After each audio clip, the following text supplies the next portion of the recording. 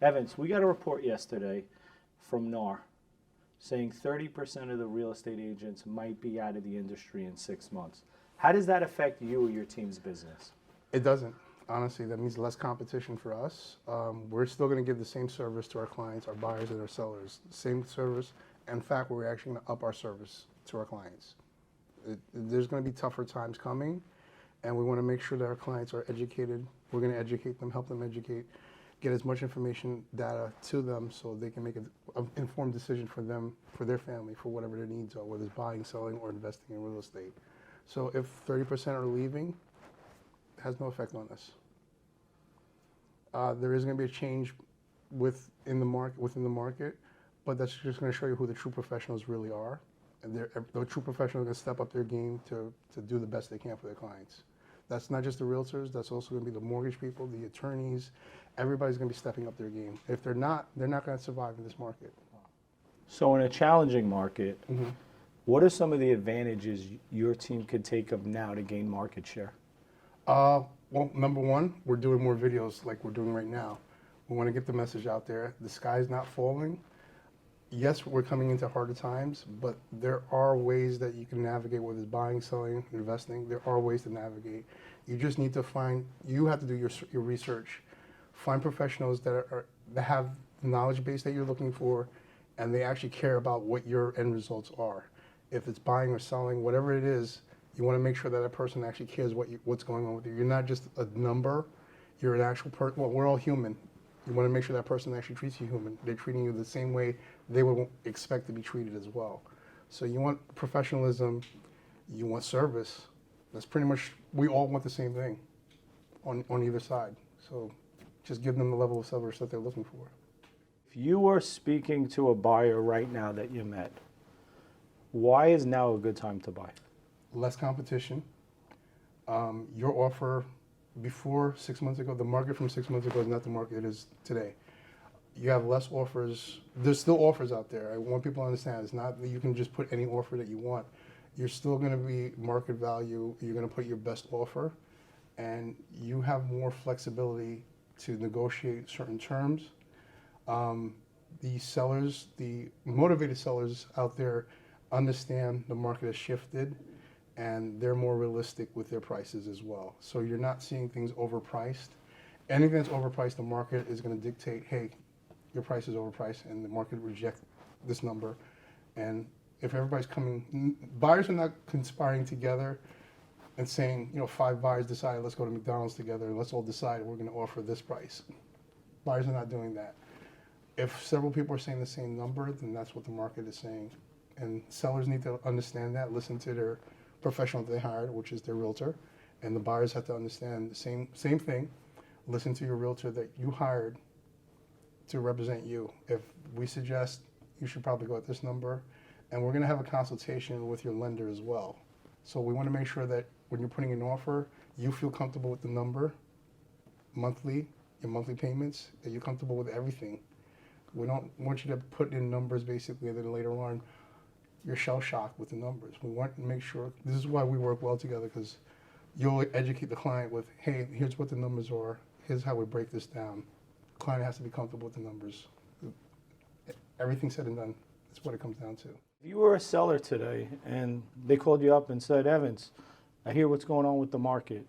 Is now a good time to put my house on? Now, at the time of this recording, is always a good time to put your house on the market. I gotta say, we don't know what to expect in the next couple of years. If you need to sell, do it now. Do not wait. Interest rates are always going to go up from what they're forecasting this year. I'm not sure how many times this year. I think later on there's supposed to be at least 4 or 5 or maybe more. The interest rates are going to go up.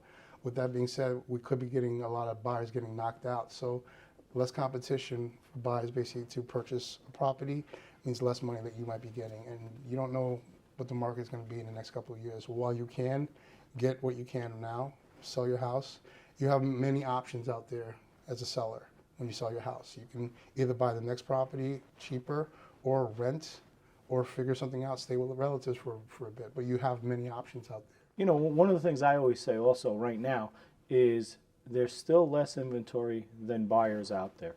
Yeah. It's really becoming a normalized market. We understand that.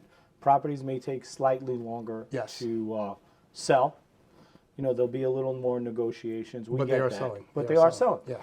And one thing that we've been doing with our clients, and we've been communicating about this, is the fact that we ask our clients one question. Do you need to buy a home or do you want to buy a home? I'm glad you said that. Can you elaborate on that? All right, needs and wants are two different, completely different things. You need to buy a home, job transfer, your wife is pregnant, you're running out of space in your house, you just job transfer. There's all kinds of reasons why you need to buy a house. Want to buy a house? Well, my cousin Joe basically bought a house, and I think I think I make more money than Joe, and if he's buying a house, I got to buy a house too. That's a want, basically. So you have to figure out what your needs and wants are. What my needs and wants are going to be different than what yours are, especially yours. They're all going to be different, but you have to have that conversation with your family members, with your professionals that you're planning to work with. Have that conversation. Once you do, once you iron out what your needs and wants are, then you make a decision for what you want to do. That's fantastic, you know? And I try to make everything simple, honestly. It's like, it doesn't have to be long and drawn out. It's pretty much, let's just put everything on the table. Here's the options based on what you told me, all the information that you gave me. Here's the options that we can go. We can go route A, B, C, or Z if needed to. Isn't it safe to say too, the people that are showing up at the open houses, they really need to buy the houses? Is there a lot of Yes. people just looking? There is a difference when people are coming to open houses. Basically, during the pandemic, there were a lot of people who wanted to buy homes. You're seeing maybe a few more people who want to buy homes now because they didn't have the opportunity during the pandemic, and they, for whatever reason, they bowed out. Now that they're seeing, hey, you know what, my rent is really high, the rent I'm paying equals into a mortgage, and they're having conversation with us, and they're like, you know what, I need to buy a house now. Or not just I need to buy a house because I'm paying a mortgage for someone else.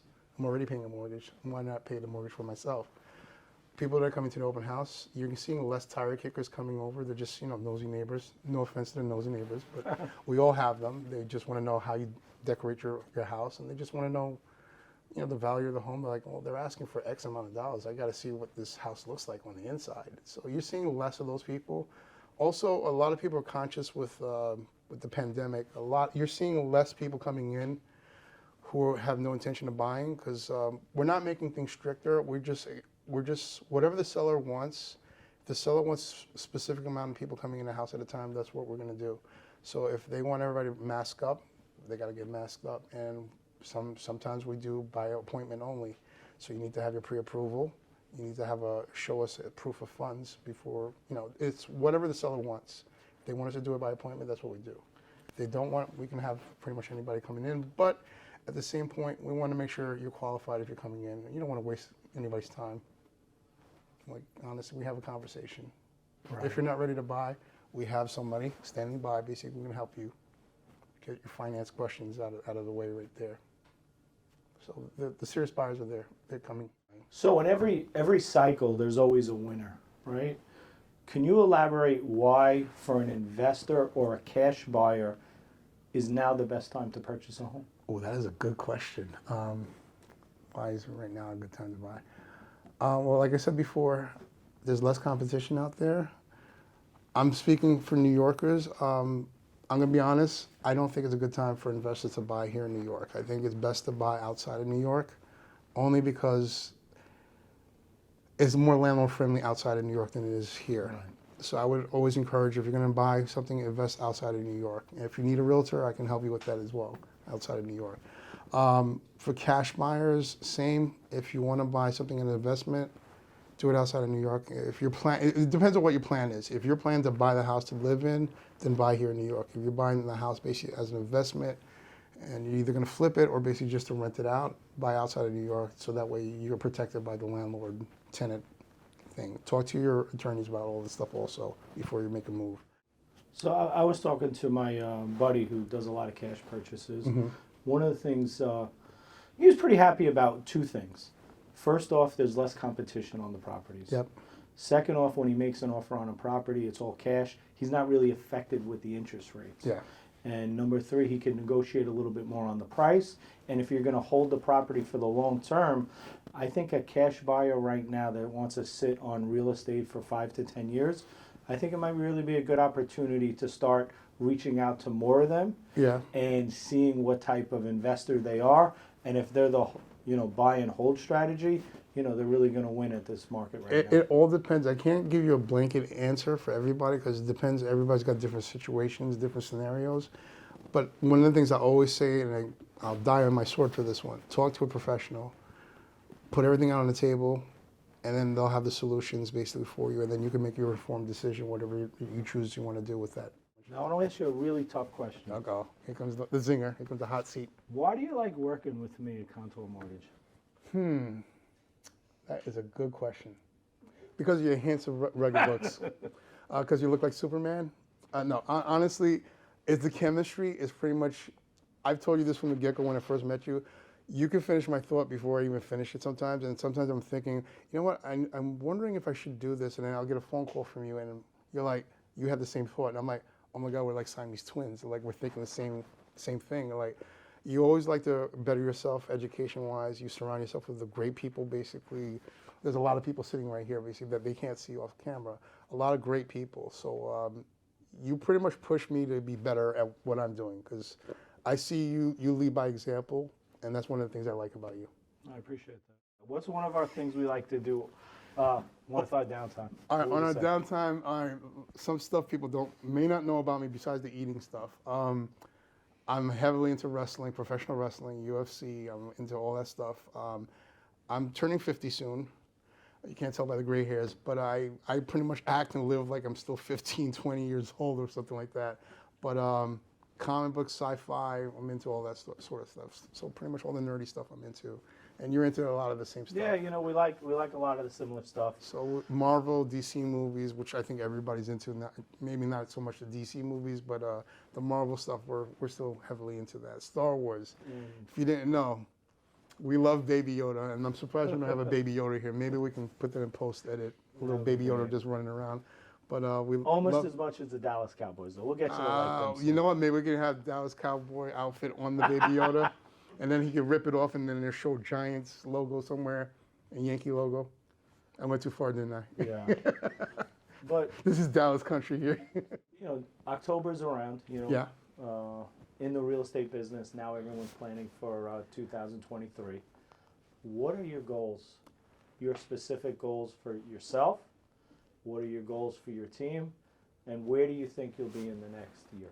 It's funny you mentioned that. A lot of people don't know this. Our business technically stops in October. All the business that we get from October to December is business that's closing next year, so that's next year's business. But we have to think from January to October. If we don't close it then, that's closing next year.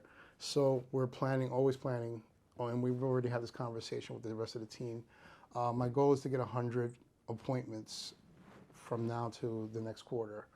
And whether it's seller or buyer, basically I don't care. I just want to make sure I'm in front of people, whether I'm doing face-to-face like this or if I'm doing through video. I want to get 100 appointments, and I want the same thing for my team. And we're close to that, hitting that goal. The other thing is more videos, more educational and entertainment videos. So there's going to be a combination. We don't want it to be stagnant, boring videos. We want people to be educated and entertained at the same time. The other thing is we're going to be doing a lot more seminars. We're partnering up with a couple of seminars that we have. So let me hold you on that. Where's Joe? Joe, come here for a sec. You guys can't see this, but we have a large audience over here. This is taped in front of a large studio audience. So, Joe, tell us what's coming up next month. We're partnering up with Team N.W.E. So October 21st, we're going to have a first-time homebuyer seminar with Local 100, which is New York City Transit. Zoom meeting, approximately 70 participants, where obviously Contour Mortgage is the lender, and we're going to have Keller Evantz as our real estate professional, guiding employees of transit to purchasing homes. And any real estate related questions that they might have. We also have Tashana, wait, what's Tashana? Come here, come on. Where are you? I'm here. What's going on this weekend? So this weekend, Joe has a surprise birthday party that he knows about. Well, Joe's not the only person that's got a birthday coming up. This guy's got a birthday party coming up. He's got a surprise birthday party coming up. When is your birthday? It's the 29th, but I'm going to celebrate it this weekend. Okay. Wow. And So- Joe and I are also, my gift to him is he's coming to our open house that we have Saturday and Sunday from 1 to 3. Oh, that's great. And I'm You're so generous. I'm gonna take that gift. Because you know what? Hold on. Joe, show them your pants. He likes green. Hold on. And I like green too. It's the color of our mortgage papers. Money. And money. Money. I wasn't sure where you were going with that. But needless to say, we have a lot of educational things coming up. We have what Joe just mentioned. We have a couple of speaking engagements that Tashana, myself, and Dean are going to be involved with this month and next month. We're planning to talk to more PTA parents and teachers, and then there's a couple of, we do have a wills probate and seminar next month as well. And then we have our pie, I don't want to say contest, we have a pie giveaway to our past clients that we're doing next month. That's also coming next month. Awesome. All right, so So thank you we're- very much, Joe. Joe, thank you. Appreciate it. You're You're welcome, thank you. guys. All Looking right. forward to it. Always. So our job is always to make sure that we're educating our clients and always giving back. That's one of the things. So that's another thing that I like about you also. People don't know about this. Anytime I'm doing any type of toy drive, food drive, or anything like that, things for the troops, one of the first people, I always get a phone call first before I even officially announce it to anyone, is this gentleman right here. So I want to say thank you for always supporting it's me and my that stuff pleasure. like that. So I'm going to leave it off on this. Okay. Evans loves social media. I don't know if we know that. I'm talking to everyone here. He's on Facebook, I don't know, 26 TikTok. hours a day. I don't know how. TikTok. Well, that's how I get my TikTok. business. I'm on social media, so I have to be on there. So I have to really ask you this question. Yes. With everyone going to video Mhm. and using social media, how do you stand out with so many different platforms and so many people? That is a really good question. I think the Really doing honest, the same thing honest as you. answer is pretty much just be yourself. The camera, just like in real life, people can spot a phony. Like if you're not funny, don't try to be. Don't force the humor because it's not going to show well on camera. If you are funny, then utilize that to your best ability. If you're a serious person, be a serious person on camera. Try and make it a little, relatable to people. And I don't want to talk up to people. I want to talk to people on their level wherever they are. So basically, just be yourself and just be wherever your audience is. Know your audience also. That's the Yeah, other and thing. then just last point on that. Can you elaborate? You're not going to win everybody. What is that? You're not going to win. I'm in Tom Ferry organization, so shout out to Tom Ferry. He says this a lot, is pretty much like attracts like. So if you're a funny person, you're into sci-fi, most likely people are going to gravitate to you are going to be people in that space. If you're a serious person, someone who's a driver, and basically you're cut to the chase, basically point A, point B, and that's most likely who you're going to attract. So you do your best that you can, and hopefully you get your message across, and people relate to that. And like, if they want more information, they're going to come to you, and you just be likable, if you can be. And how do you deal with negative posts? Look, this is just like everything in life. Try not to focus too much on the negative. Weigh your options, because basically you'll probably have a lot more positive stuff going on in your life. Focus on that. The negative stuff, I think a wise person said, basically, elephants don't worry about what's going on with the fleas. So just swat them off and continue. Wouldn't you say negative people that follow your posts are your fans also? The negative people watching you, they are your fans. So haters are your motivators. So you can use that as your motivation and just keep going. All right, well, keep killing it on social media. I'm It's a trying. pleasure. And see you back at the next closing.